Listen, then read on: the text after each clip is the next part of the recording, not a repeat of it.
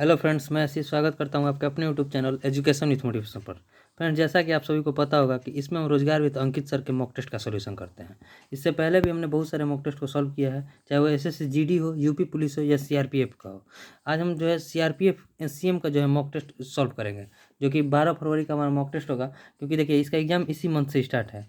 तो चलिए, इसमें आए हम मतलब मैथ के क्वेश्चन को देखेंगे। आज हम 12 फरवरी 2023 का जो मॉक टेस्ट है, यानी कि आज ही के दिन आया है, तो इस मॉक टेस्ट को सॉल्व करेंगे। और इसमें आए हम मैथ के क्वेश्चन को देखेंगे, जिसमें 25 क्वेश्चन मैथ का रहता है। देखिए, 90 मिनट का टाइम रहता है, 100 क्वेश्चन रहेगा 100 मार्क्स का, जिसमें 25 क्वेश्चन मैथ का रहेगा। उस 25 क्वेश्चन को देखेंगे। तो चलिए टेस्ट स्टार्ट करते हैं। और मतलब आप वीडियो को पूरा जरूर देखिएगा, और आपको पसंद आएगा तो इसे शेयर भी जरूर कीजिएगा।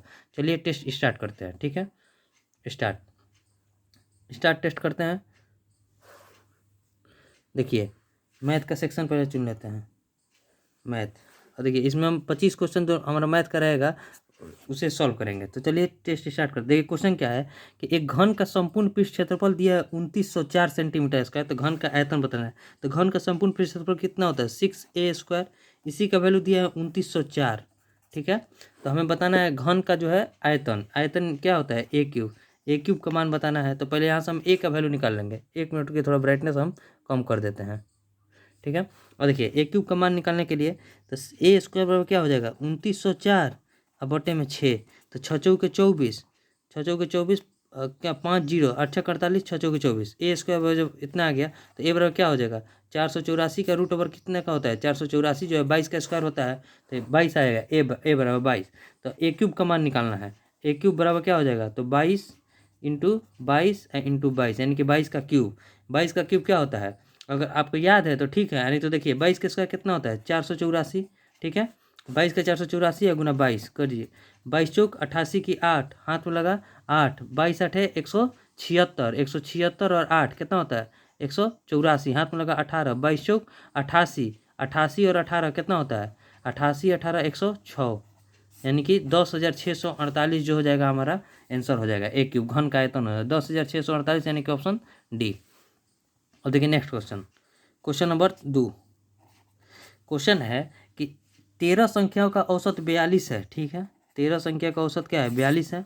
यदि किसी 14वीं संख्या को शामिल कर लिया जाता है तो औसत 44 हो जाता है। ठीक है, तो 14वीं संख्या देखिए, औसत बढ़ गया, कितना बढ़ गया? 42 से 44 हो गया 14वीं संख्या को शामिल करने पर, यानी कि औसत में 2 की वृद्धि हो गई। ठीक है, अब देखिए, अगर 14वीं संख्या भी 42 लेकर आता तो औसत पर कोई प्रभाव नहीं पड़ता, लेकिन उसके आने से 14 में जो है 2 की वृद्धि हो गई है, यानी कि ओवरऑल 42 तो लेकर आएगा ही आएगा औसत पूरा करने के लिए। लेकिन वो 14 दूनी 28, ये प्लस का साइन है, यानी कि 28 और लेकर आएगा तभी ना औसत में 14 में 2 की वृद्धि हो जाएगी। तो 42 28 कितना हो जाएगा?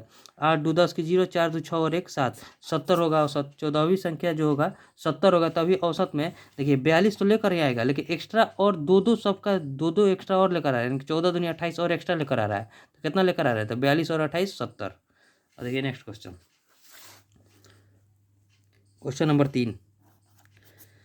क्वेश्चन है कि एक वर्ग की परिधि दिया है। वर्ग की परिधि क्या होता है? 4a, 4 इंटू भुजा 4a बराबर दिया है 64 सेंटीमीटर। ठीक है, तो इसका क्षेत्रफल कितना होगा? तो a बराबर हो गया 16। तो वर्ग का क्षेत्रफल क्या होता है? a² यानी कि 16 का स्क्वायर। 16 का स्क्वायर कितना होता है? 256 सेंटीमीटर स्क्वायर। यही हमारा आंसर हो जाएगा 256, यानी कि ऑप्शन ए। और देखिए next question, question number 4। Question है कि यदि किसी धनराशि का 17% वार्षिक दर से, ठीक है, 17% वार्षिक दर से वार्षिक चक्रवृद्धि के आधार पर 2 वर्ष के लिए चक्रवृद्धि ब्याज और साधारण ब्याज का अंतर दिया है 433.50, तो चक्रवृद्धि ब्याज ज्ञात करना है। देखिए, साधारण ब्याज और चक्रवृद्धि ब्याज के 2 साल का अंतर क्या होता है? PR² upon 100²। इसी का वैल्यू दे दिया है कितना? 433.5। जीरो है तो आगे जीरो लिखे चाहे ना लिखे। देखिए, हमें पहले यहाँ से हम मूलधन निकाल लेंगे। तो मूलधन क्या हो जाएगा? P इंटू रेट है 17%। ठीक है, और बटे 100 और गुना 100। ठीक है, और बराबर 433.5। अब देखिए, उधर जाकर गुना हो जाएगा, तो P इंटू 17 बराबर क्या हो जाएगा? एक देखिए 433, अब 100 से गुना करेंगे तो 50, 100 से गुना करेंगे तो गुना 100। देखिए, और गुना क्या हो जाएगा? 100। ठीक है, अब देखिए कटाइए, 17 से कटाएंगे, 17 दूनी 34, 17 दूनी 34, 9 3, 17 5 85, 8 5, 17 5 85, 2550 हो गया। फिर 17 से कटाइए, 17 से कटाएंगे तो कितना हो जाएगा? देखिए यहाँ लिख रहे हैं, यहाँ लिखते हैं 17 दूनी 17 एकम 17, 8 5, 17 5 85, यानी कि 150 गुने 100। तो पी बराबर क्या हो गया? 150 गुने 100 लिखेंगे, 150 गुने 100 कितना हो जाएगा? 15,000, यानी कि हमारा मूलधन आ गया 15,000 और रेट दिया है। नेक्स्ट पेज ले लेते हैं, रुकिए। अब हम यहाँ से चक्रवृद्धि ब्याज केवल बताना है। देखिए मूलधन हमारा कितना आ गया? मूलधन देखिए पी बराबर आ गया हमारा 15,000, ठीक है। और रेट दिया है, रेट कितना है? 17%। और टाइम है हमारा, टाइम है 2 वर्ष। तो यहाँ से हम चक्रवृद्धि ब्याज निकाल देंगे। तो देखिए 15,000 पर जब हम 2 साल के लिए चक्रवृद्धि ब्याज 17% निकालेंगे तो कितना हो जाएगा? 17%, 17 पचे 85, हाथ में लगा 8, 17 और 8 25, यानी कि 2550 आ गया। यहाँ भी 2550 हो जाएगा, ठीक है। अब इसका 17% निकालेंगे। इसका 17% कितना हो जाएगा? 17 पचे 85, 17 पचे 85 और 8 93, हाथ में लगा 9, 17 34, 34 9 43, यानी कि 433.5 आ गया। यहीं हमारा आ गया CI, यहीं CI आ गया। तो CI बराबर कितना हो जाएगा? 2500 2500 5000 और 50 50 100, यानी कि 5100 में और हम कितना 433.5 जोड़ देंगे। तो 0.5 इधर, 3 3 4 और 1 5 और 5, यानी कि 55 33.5 जो हो जाएगा हमारा CI हो जाएगा 55 33.5, यानी कि ऑप्शन बी। इसमें कुछ था नहीं, केवल कैलकुलेशन था, ठीक है। अब देखिए नेक्स्ट क्वेश्चन, क्वेश्चन नंबर 5।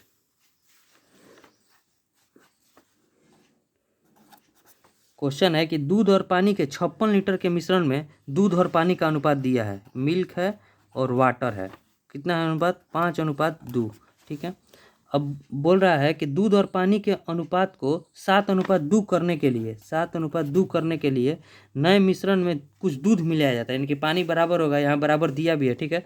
तो नए मिश्रण में मौजूद दूध की मात्रा क्या होगी? यानी कि इस मिश्रण में हमें दूध की मात्रा बताना है। देखिए 5, यहाँ वाटर बराबर है तो बराबर करने की जरूरत नहीं है। तो 5 और 2 7, 7 का वैल्यू दिया है 56 दिया है। तो 7 का वैल्यू जब 56 है तो गुना 8 हो जाएगा। तो ये भी दूध इसमें है 40 लीटर और इसमें दूध ये है 16 लीटर, 40 और 16, ठीक है। 16 लीटर पानी है। अब देखिए दूध कितना मिला है? 2 लीटर दूध मिला है। 5 से 7 आने में 2, तो इस 2 का वैल्यू कितना हो जाएगा? जब यहाँ 8 से गुना हुआ है तो 2 में 8 से गुना करेंगे तो कितना हो जाएगा? 8 दूनी 16 हो गया। 16 लीटर यहाँ दूध है और 40 लीटर यहाँ दूध है। तो 40 और 16 कितना होता है? 56 लीटर इस टोटल में दूध हो गया, यानी कि 7 का वैल्यू 7 गुना 8 कर देंगे, वैसे भी आ जाएगा या फिर समझाने पर भी आ जाएगा। 56 लीटर जो हो जाएगा हमारा दूध हो जाएगा नए मिश्रण में। 56 लीटर दूध है, यानी कि ऑप्शन मिल्क ही पूछा था, तो 56 लीटर यानी कि ऑप्शन डी। अब देखिए नेक्स्ट क्वेश्चन, क्वेश्चन नंबर 6।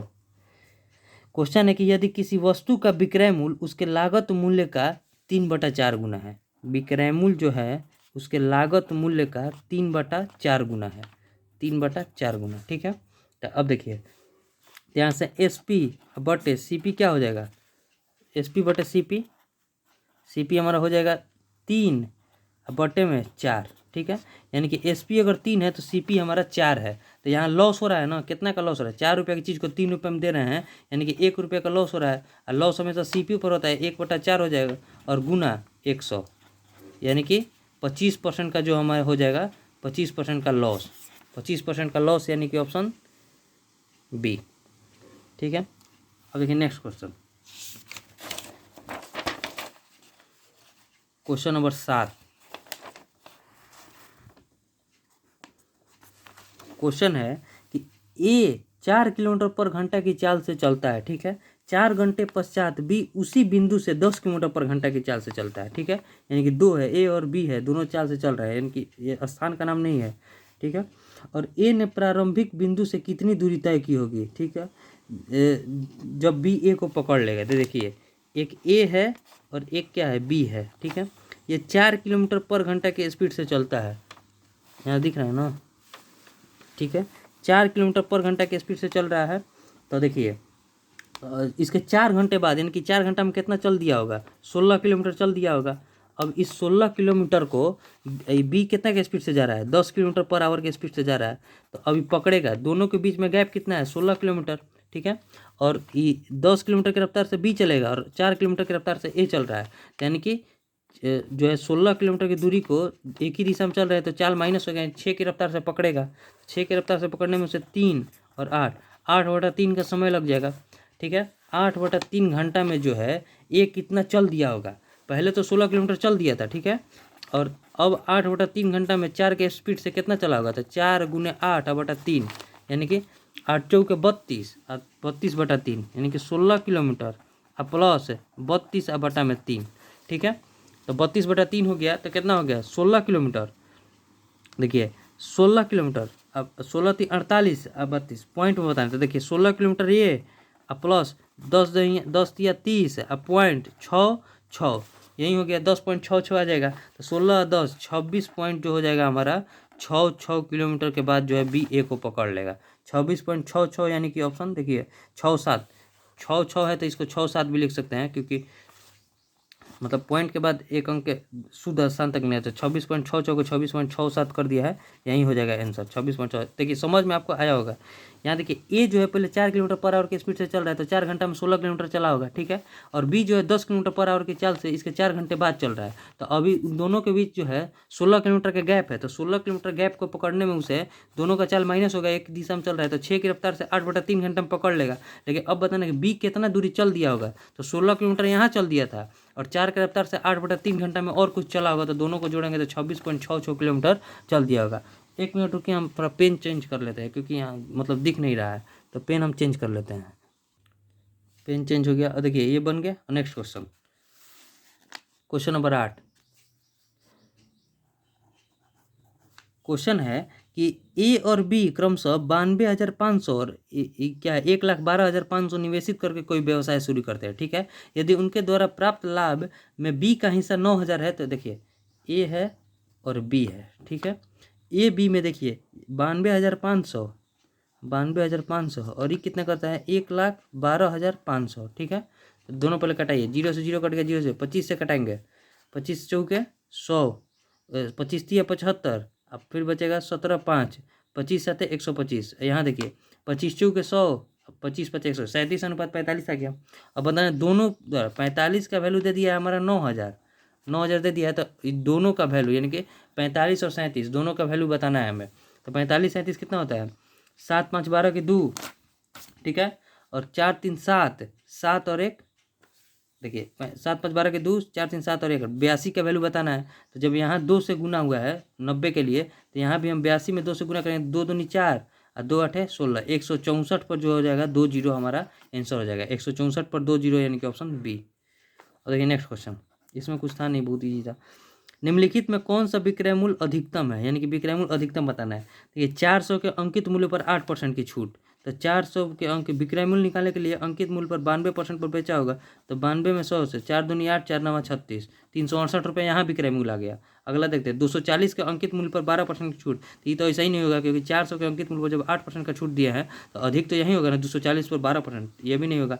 अब देखिए 500 के अंकित मूल्य पर 7% का छूट, ये अधिक हो जाएगा, 500 का 7% यानी कि 93 पर बेचा होगा, 0 0 कट गया, 5 3 15 5 9 45 और 1 46, 465 रुपये में बेच रहा है, ये विक्रय मूल्य भी अधिक है। नेक्स्ट 320 पर 10% छूट, तो ऑप्शन सी हो जाएगा, विक्रय मूल्य इसी का अधिक होगा क्योंकि अधिक देखिए अंकित मूल्य भी है और कम छूट भी दे रहा है, तो विक्रय मूल्य अधिक होगा। और देखिए next question, question number 10। Question है कि 60 छात्रों की एक कक्षा में 20 लड़कियों को टेस्ट में औसतन जो है 40 अंक मिले, ठीक है, और लड़कों के औसत अंक कितने होंगे यदि कक्षा का औसत अंक 60 है। देखिए एक बॉय है एक गर्ल है, बॉय का औसत अंक हमें निकालना है और लड़की का औसत अंक दिया है 40 और ओवरऑल कक्षा का औसत अंक दिया है 60। और देखिए इसमें 20 लड़कियां हैं तो 40 लड़के होंगे, यानी कि रेशियो हो जाएगा 2 रेशियो 1 का। तो यहाँ देखिए 2x इसमें गुना और इसमें गुना, तो प्लस 40 बराबर 60 और गुना 2 और 1 3, ओवरऑल यही है। देखिए 2x बराबर 60 है, 180 में से अगर हम 40 घटाएंगे तो x बराबर कितना हो जाएगा, 180 में 40 गया तो 140 और बटा में 2 कट गया, 70 जो हो जाएगा हमारा लड़कों का औसत हो जाएगा 70, यानी कि ऑप्शन बी। ठीक है, अब देखिए next question, question number 11। Question है कि जब किसी संख्या में 20 जोड़ा जाता है तो वह संख्या स्वयं का 116% हो जाता है। जब मान ली संख्या x है, इसमें 20 जोड़ा जाता है तो संख्या जो है स्वयं का 116% हो जाता है। ठीक है, अब देखिए इसको कटाएंगे तो 50 दूनी 100, 58 दूनी 170, 16 और 50, फिर इसको कटाएंगे तो 29 और यहाँ हो जाएगा 25। तो देखिए 25x प्लस 25 दूनी 50, 500 बराबर 29x। ठीक है, 25 उधर गया तो 4x बराबर 500, तो x बराबर कितना हो जाएगा 125 चौके 500, 125 हमारा जो हो जाएगा x का वैल्यू हो जाएगा 125, यानी कि ऑप्शन सी। ये सब प्रश्न बहुत ईजी है, इसे इसको फास्ट बना रहे हैं। और देखिए नेक्स्ट क्वेश्चन, कोई नाव 20 किलोमीटर पर घंटा की गति से ऊर्ध्व प्रवाह यानी कि अप स्ट्रीम, यानी कि चाल माइनस होगा बोट एंड स्ट्रीम का कितना है 20। ठीक है, और डाउन स्ट्रीम जो चल रहा है 30 किलोमीटर पर स्पीड से, यानी कि b + s बराबर 30। ठीक है, अब बताना है कि स्थिर जल में नाव की गति, बहुत आसान है, एस से एस कट गया, 2b बराबर 50 तो b बराबर 25 किलोमीटर पर आवर जो हो जाएगा शांत जल में नाव की चाल हो जाएगा 25 किलोमीटर, यानी कि ऑप्शन सी। अब देखिए next question, question number 13। Question है कि बी की तुलना में ए 40% अधिक दक्ष है। देखिए ए है और बी है और सी है, सी भी है, सी है। देखिए बी की तुलना में ए 40% अधिक है, यानी कि अगर ये 100 है तो ये कितना है 140 है, और बी की तुलना में सी जो है 20% कम दक्ष है, यानी कि 100 है तो ये 80 है। 0 से 0 कट गया, यहाँ 7, यहाँ 5 और यहाँ 4, यानी कि 7:5:4 के अनुपात में उनके इफिशियंसी है। ठीक है, तो अब बताना वे तीनों एक कार्य को 20 घंटे में कर रहे हैं, यानी कि 7, 5, 12 और 4, 16। एफिशिएंसी इंटू टाइम, यानी कि 20 घंटा में कर रहे हैं, तो टोटल वर्क कितना आ जाएगा एफिशिएंसी इंटू टाइम, ये हमारा टोटल वर्क हो गया। तो देखिए 7, 5, 12, 4, 16 के एफिशिएंसी से 20 घंटा तक काम कर रहे हैं, यानी कि ये उनका टोटल वर्क आ गया।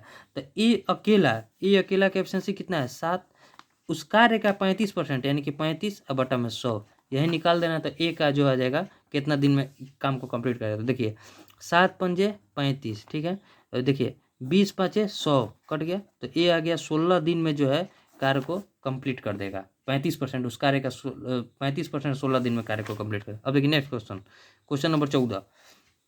क्वेश्चन है कि एक 600 मीटर लंबी रेलगाड़ी 1200 मीटर लंबे प्लेटफॉर्म को 36 सेकंड में पार करती है। देखिए जब कोई रेलगाड़ी किसी प्लेटफॉर्म को पार करती है तो अपनी लंबाई और प्लस प्लेटफॉर्म की लंबाई दोनों को पार करती है, और कितना सेकंड में, तो 36 सेकंड में। तो ये उनका कुल दूरी अब बटा समय आ गया चाल, ये उनका स्पीड आ गया। तो स्पीड बराबर क्या हो गया 12 6 1800 अब बटा में 36, तो 36 5 180, यानी कि 50 मीटर पर सेकंड जो है ट्रेन का स्पीड आ गया। अब बताना है कि वो 2200 मीटर लंबे पुल को, तो जब पुल को भी पार करेगी तो अपनी लंबाई, यानी कि अपनी लंबाई प्लस 2200 मीटर पुल को पार करेगी। टाइम बताना है तो इसका स्पीड क्या है, तो दूरी बटा स्पीड बराबर टाइम आ गया।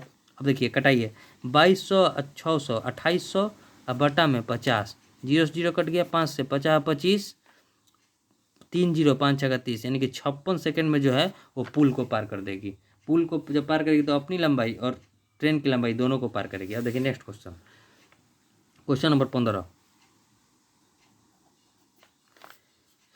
क्वेश्चन है कि पाइप ए और बी क्रमशः 1 घंटे और 2 घंटे में एक टैंक को भर सकते हैं। ठीक है, ए है और बी है, ए 1 घंटा में भर सकता है तो बी 2 घंटा में भर सकता है। ठीक है, जबकि पाइप सी भरे हुए टैंक को 1 घंटे 15 मिनट में खाली कर सकता है। 1 घंटा 15 मिनट को हम क्या लिख सकते हैं, 1 घंटा 15 मिनट को घंटा में चेंज करेंगे तो 15/7 कर देंगे, यानी कि 1/1/4, 4 एकम 4 और 1 5/4 लिख सकते हैं।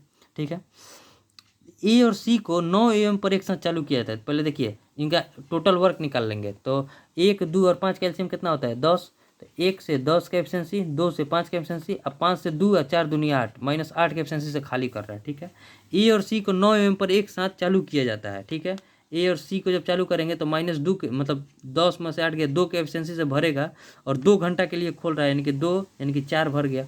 अब देखिए 4 भर गया तो बोल रहा है केवल ए को बंद कर दिया जाए। अब ए को हमने बंद कर दिया। ठीक है, तो अब बता रहा है कि फिर बी को चालू कर दिया गया और बी को चालू कर दिया गया तो टैंक कब खाली होगा। अब देखिए बी को जब चालू किया गया है तो 5 में से 8 गया, -3 के एफिशिएंसी से अब खाली हो रहा है, तो 4/3 को हम 4/3 घंटा में जो है खाली कर देगा। 4/3 घंटा में खाली कर देगा, तो 4/3 घंटा को हम मिनट में मतलब कितना हो जाएगा 1/1/3 घंटा। तो 1/1/3 को हम क्या लिख सकते हैं, 1 घंटा और 20×60 20 मिनट लिख सकते हैं। तो अब देखिए कितना बजे, 9 बजे चालू किया गया था, उसके दो घंटा ये चला था ए और सी, तो 9 और 2 कितना हो गया 11, और फिर 1 घंटा 20 मिनट बी और सी चला, तो इसमें 1 घंटा 20 मिनट और जोड़ेंगे तो कितना हो जाएगा 11 1 12:20 में जो है टंकी खाली हो जाएगा। 12:20 यानी कि ऑप्शन बी। उम्मीद करते हैं आपको समझ में आया होगा, नहीं समझ में आया तो एक बार फिर से देखिएगा। इसे हम जितना हो सके शॉर्ट में बनाते हैं क्योंकि ये मेरा फेवरेट चैप्टर है। देखिए next question, question number 16। Question है कि ए और बी के आय का अनुपात दिया है, ए है और बी है, उसके आय का अनुपात कितना है 5:3, ठीक है। और ए और बी के व्यय का भी अनुपात दिया है, मान लीजिए ए और बी के व्यय का अनुपात कितना है 9:5।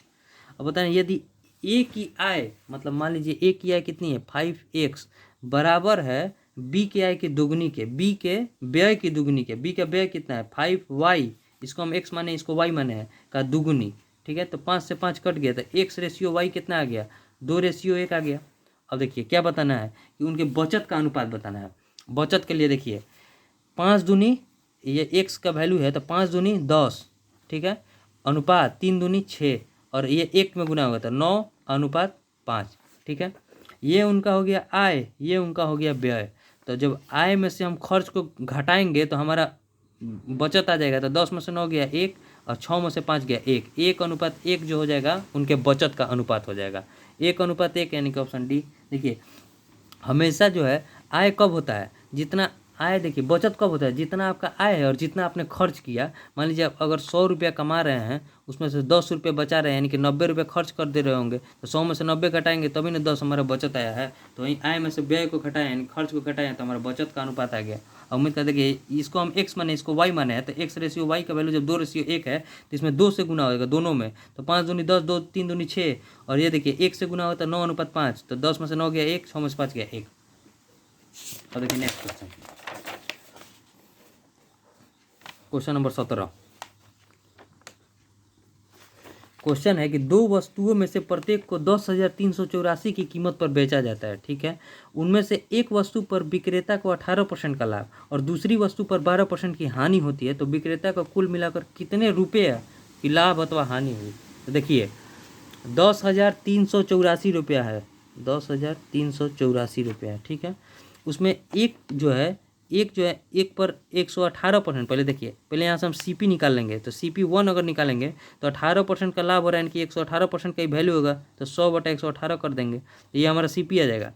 25 से कटेंगे, देखिए 50 और ये हो गया हमारा 59 में हम पहले इससे भाग देंगे, तो 59 में 10,384 से भाग देंगे तो कितना हो जाएगा 59 एकम 59, 13 में से 9 गया 4, 9 में से 5 गया 4, यहाँ बचा 8, 59 देखिए 5 से करेंगे तो 59 5 50 5 250, 6 से 7 से करते हैं, 8 से करने पर ज़्यादा हो जाएगा, 7 से करें 7 9 63, 7 5 35 और 6 41, ठीक है। 8 में से 3 गया 5, 4 में से 1 गया 3, ठीक है। अब यहाँ कट गया तो 35 54, और देखिए यहाँ 9 चौके 36, 9 छक्का 54, 6 से कटेंगे कट जाएगा, 9 छक्का 54 की 4, 6 5 30 और 5 35 कट गया, यानी कि 176 जो है इससे कट जाएगा। 176 में जब हम 5 से गुना करेंगे तो यहाँ हमारा CP आ गया। 176 5 कितना हो जाएगा 5 छक्का 30, 17 5 85 और 3 88, 8800 रुपया जो आ गया हमारा CP1 आ गया 8800, ठीक है। अब CP2 निकालते हैं। CP2 निकालने के लिए देखिए CP2 इसमें जो है 10,384 रुपये में जब हम बेचे हैं तो 12% का हानि हो रहा है, यानी कि 88% का ही वैल्यू होगा, तो 88 से कटाइए, 4 से कटाएंगे तो 22, 4 से कटाएंगे तो 25, 22 से इसको कटाते हैं 22, देखिए 22 चौक 88 बचा 15 8, 15 8 बच गए ना, 22 चौक 88, देखिए ना 22 103 8 4, ठीक है।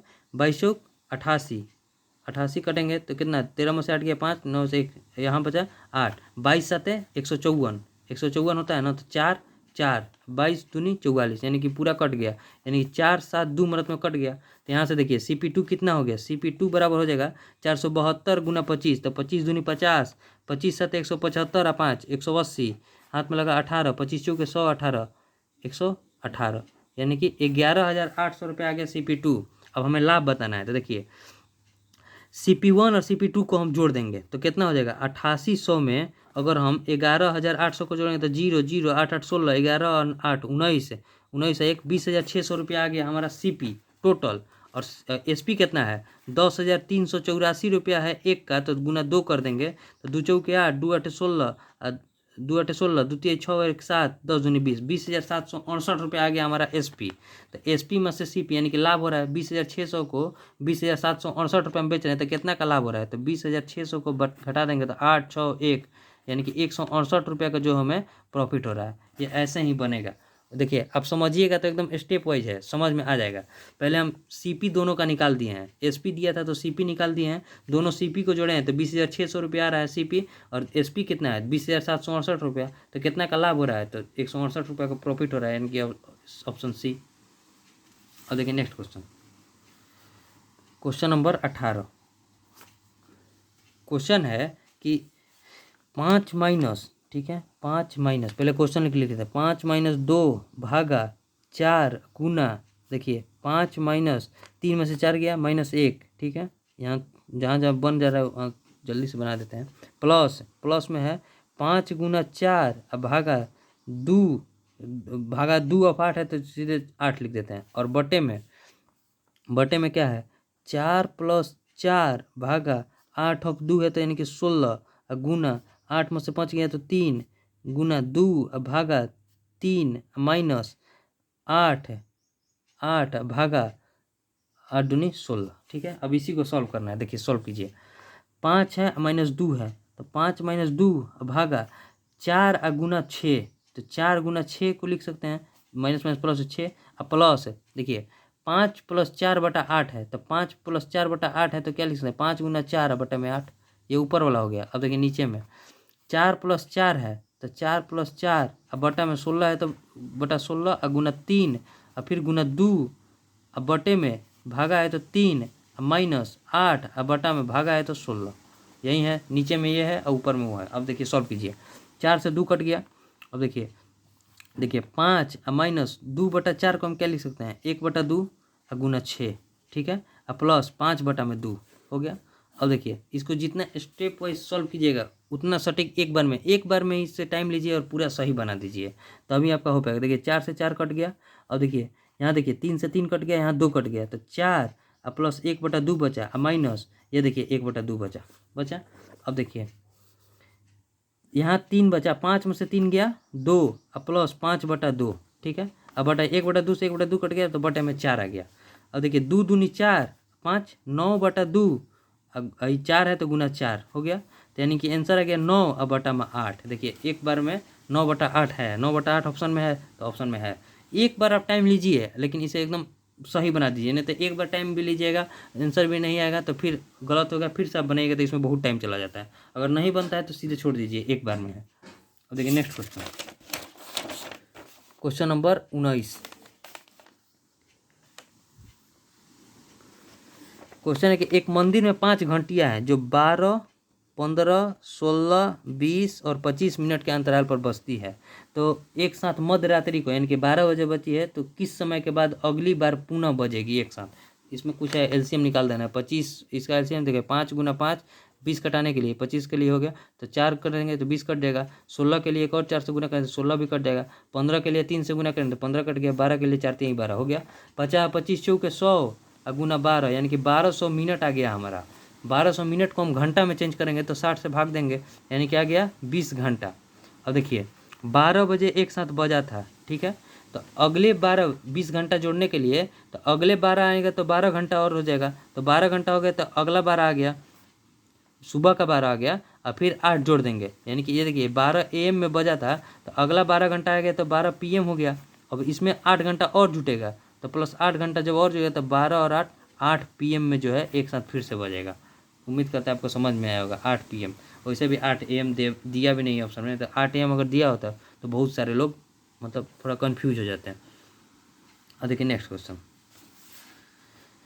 Question number 20। क्वेश्चन है कोई व्यक्ति किसी बैंक में 8,000 जमा करता है जो वार्षिक 8% साधारण ब्याज का भुगतान करता है, तो 8 वर्ष बाद उसका मिश्रधन क्या होगा। तो देखिए 8 वर्ष बाद 8 64% हो जाएगा, 64%। 100% उसका मूलधन होता है, तो 100 प्लस 64% कितना होगा? 164% का जो हमें वैल्यू निकालना है, 164% का वैल्यू निकालना है, जिसमें देखिए 100% का वैल्यू दे दिया है। कितना है 100% का वैल्यू? 8000। 8000 है, तो 164% का वैल्यू हमें निकालना है। तो 8000 बटा 100 गुना 164। ठीक, 2 जीरो से 2 जीरो कट गया। 8 चौके 32, 8 छक 48 और 3, 8 चौके 32 की 2, हाथ में लगा 3, 8 छक 48 और 3 51, हाथ में लगा 5, 8 एकम 8 और 5 13, 13,120 रुपया जो हो जाएगा उसका मिश्रधन हो जाएगा। 13,120 यानी कि ऑप्शन डी। नहीं तो आप क्या कर सकते हैं, पहले यहाँ से आप ऐसा ही निकाल लीजिए, क्योंकि देखिए साधारण ब्याज है, पहले ऐसा ही निकाल लेंगे, तो ऐसा ही निकाल कर फिर 8,000 में जोड़ेंगे तो भी आ जाएगा। डायरेक्ट हम मिश्रधन को देखिए, पी इंटू आर जो होता है, रेट इंटू टाइम परसेंट ही हमारा इंटरेस्ट होता है एसआई में। तो रेट इंटू टाइम परसेंट से पहले यहाँ 64% निकाले हैं, तो 100% मूलधन होता है, उसमें 64%, 164% का वैल्यू निकालना था। 100% का वैल्यू दिया था, तो 164% का वैल्यू निकाल गया। अब देखिए next question, question number 21। Question है कि 10 अंकों की कोई संख्या जो है, क्या है संख्या है? 75 y 9 7 4 0 5 x2। ठीक है, यदि 72 से विभाज्य है, ठीक है, तो x के अधिकतम मान, x का अधिकतम मान लेना है। 72 से विभाजित है, यानी कि 9 और 8 से विभाजित। 8 से विभाजिता का नियम होता है अंतिम 3 अंक 5 से विभाजित होना चाहिए। 5x2 है, तो पहले अधिकतम अंक क्या हो सकता है? 9 ले कर देखते हैं, कट जाता है। 8 सते 56, 56 3 2 कट गया, यानी कि x का वैल्यू आ गया हमारा 9। और देखिए x का वैल्यू जब 9 हो गया, तो 9 से विभाजिता का नियम क्या होता है? अंकों का योग 9 से विभाजित होना चाहिए। तो देखिए जहाँ जहाँ 9 है पहले काट लेंगे, तो 9, ये भी 9 कट गया। देखिए 4 और 5 9 कट गया, 7 और 2 9 कट गया। अब क्या बचा? देखिए 7 5 12, 12 बचा है। और 12 में ऐसा क्या जोड़े कि 9 से कट जाए, तो 12 में अगर हम 6 जोड़ देंगे तो 9 से कट जाएगा, यानी कि y बराबर आ गया हमारा 6 और x बराबर आ गया 9। तो अब बताना है 2x माइनस वाई का मान, तो 2x माइनस वाई का मान, तो 9 दूनी 18 में से 6 गया 12, जो हो जाएगा हमारा 2x माइनस वाई का मान हो जाएगा 12, यानी कि option D. Next question, question number 22। Question है कि 6 3 1 गुना 6 3 2 गुना 6 3 3 बटा 5। ठीक है, शेषफल क्या होगा? इसे विभाजित करने पर देखिए 3 दूनी 6, 6 एकम 1, 6 में अगर हम 5 से विभाजित करेंगे तो एक शेषफल बचेगा, यानी कि शेषफल हमारा जो हो जाएगा 1 हो जाएगा। 1 यानी कि ऑप्शन बी। बहुत ईजी था शेषफल का क्वेश्चन। देखिए नेक्स्ट क्वेश्चन, पूरा आपको गुना नहीं करना है, इकाई अंक से गुना करके आंसर ला दीजिए। और देखिए नेक्स्ट क्वेश्चन, क्वेश्चन नंबर 23। वर्ष देखिए यहाँ दिया गया वृत्त आरेख 2012 से 2016 तक किसी परीक्षा में चयनित उम्मीदवारों के प्रतिशत को दर्शाता है। ठीक है, टोटल 720 है, यानी तो वर्ष 2012 तथा 2014 को मिलाकर चयनित उम्मीदवारों की कुल संख्या। यहाँ आपको दिख नहीं रहा होगा, टेस्ट जब दीजिएगा तो वहाँ दिखेगा। देखिए 2012 तथा 2014, 2012 में कितना है 20% और 2014 में कितना है, तो देखिए 2014 में है 15%, दोनों का योग कितना हो जाएगा 35%। 100% का वैल्यू दिया है 720, तो 35% का वैल्यू निकालना है। ठीक है, तो 720 अब बटा 100 गुने 35, 0 से 0 कट गया, 5 2 से कटेंगे तो 5 और 2 से कटेंगे तो 36, 5 से कटेंगे तो 7, 7 छंग 42, 7 तरी 21 और 4 25, 252 जो हो जाएगा 2012 तथा 2014 हो जाएगा 252, यानी कि ऑप्शन सी। और देखिए नेक्स्ट क्वेश्चन, क्वेश्चन नंबर 24 फिर से वही है। यहाँ देखिए कुछ साफ है। किस वर्ष चयनित उम्मीदवारों की संख्या वर्ष 2012 तथा 15 को मिलाकर चयनित उम्मीदवारों की संख्या के बराबर है? 2012 में कितना है 20% और 2015 में कितना है 10%। तो दोनों को जोड़ेंगे तो कितना हो जाएगा 30%। किसके बराबर है 30%? देखिए 2016 में भी है 30%, तो 2016 के बराबर है 2016, यानी कि ऑप्शन बी। केवल देख कर आंसर लाना था। और देखिए नेक्स्ट क्वेश्चन और लास्ट क्वेश्चन, क्वेश्चन नंबर 25। 2015 में चयनित कुल उम्मीदवार, ठीक है, 2015 में कितना है 10%, और 2013 में चयनित कुल उम्मीदवारों से 2013 में कितना है 25% से कितना परसेंट कम है? तो देखिए कितना कम है, 15 कम है, किससे कम है 25 से कम है, और गुना 100, यही बताना था। 25 चौके 100, 15 चौके 60%, 60% जो है कम है, 60%, यानी कि ऑप्शन बी। 25 क्वेश्चन बन गया है, सबमिट कर देते हैं आप। 25 question submit. View result. 25 question सही है, ठीक है। अभी 3891 बच्चों ने दे दिया है, जिसमें 25 क्वेश्चन बनाने से मेरा रैंक है 3470, ठीक है। उम्मीद करते हैं आपको समझ में आया होगा। मिलेंगे नेक्स्ट वीडियो में। अगर आप वीडियो पसंद आया होगा तो इसे शेयर भी जरूर कीजिएगा। मिलेंगे नेक्स्ट वीडियो में। जय हिंद।